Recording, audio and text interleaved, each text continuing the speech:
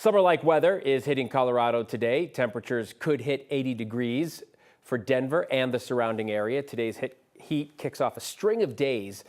We could challenge record high temperatures, almost each and every one of them. Thanks so much for joining us at noon. I'm Phil Lipoff with more on today's warm weather, unusually warm weather. We bring in meteorologist Corey Reppenhagen. Corey, too many records to even name that we could break this week. Yeah, it's crazy. We can break daily records, all-time March records, all-time March string of records all at once. So we've got a lot of, it's all part of a very strange and unusual ridge of high pressure that usually doesn't develop this early in March, but we do have it. We do have some high clouds drifting across the area. These are pretty thin, but this could be the only reason why we would not make it to a record high today in Denver, although it's already 76 in downtown and 73 at DIA. So the record is 82. So we'd need about 10 degrees in the next 4 hours. So that's doable. We could definitely get that record for sure here in Denver today. And that would be the first of many. It's all part of this really large and strong area of high pressure. You can see the air going around the top of that ridge. And that's why we have those high clouds here on the eastern side of the state. The mountains and the western slope are close enough to that ridge where they're going to have high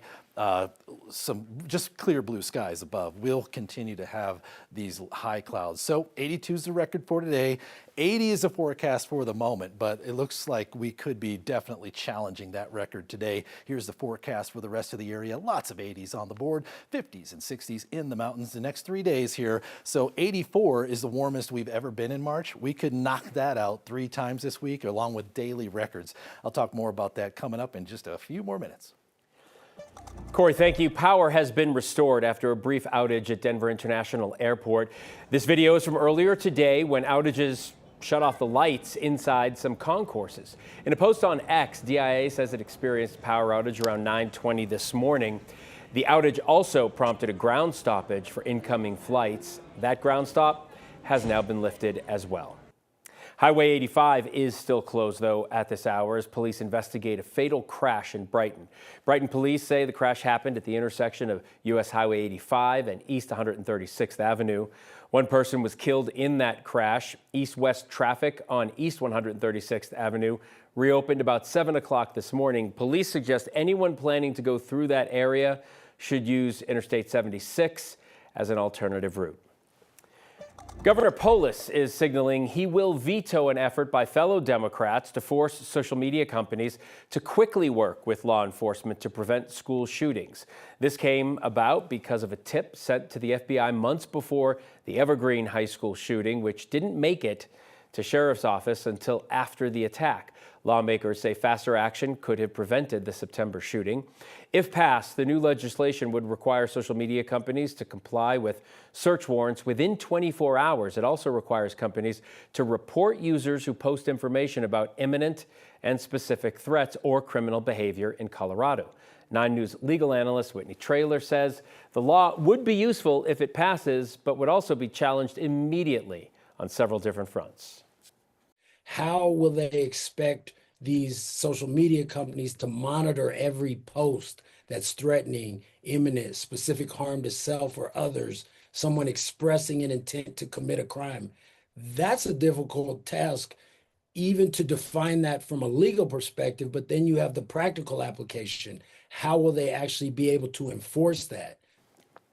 Critics, including the governor, worry this bill goes too far and could actually force social media companies to act like law enforcement. The governor's office says this bill would, quote, negatively impact freedom, innovation, and privacy. Governor Polus does, however, support a different bill requiring social media companies to comply with warrants quickly, but it does not require them to report users to law enforcement for threats. That bill is close to passing, and Polus says he would sign it. Denver police say they are investigating a shooting off 10th Avenue near 6th and Federal.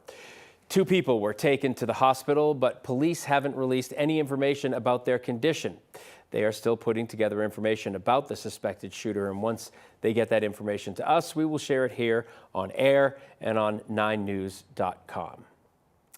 Workers are striking at the Greeley location of the world's largest meatpacking company for a 3rd straight day. As the picket outside the JBS facility, we are also learning more about the potential impact of this walkout on the beef industry as a whole. According to JBS, the Greeley facility processes between 5,000 and 6,000 head of cattle every day. Because of the strike, the company says it is shifting production to other facilities.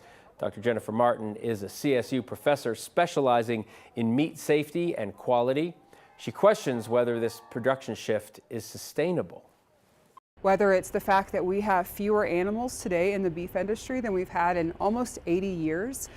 Prices are high, beef prices are high, feed is high, interest rates are high, fuel is high. All of those things are also happening around the beef industry.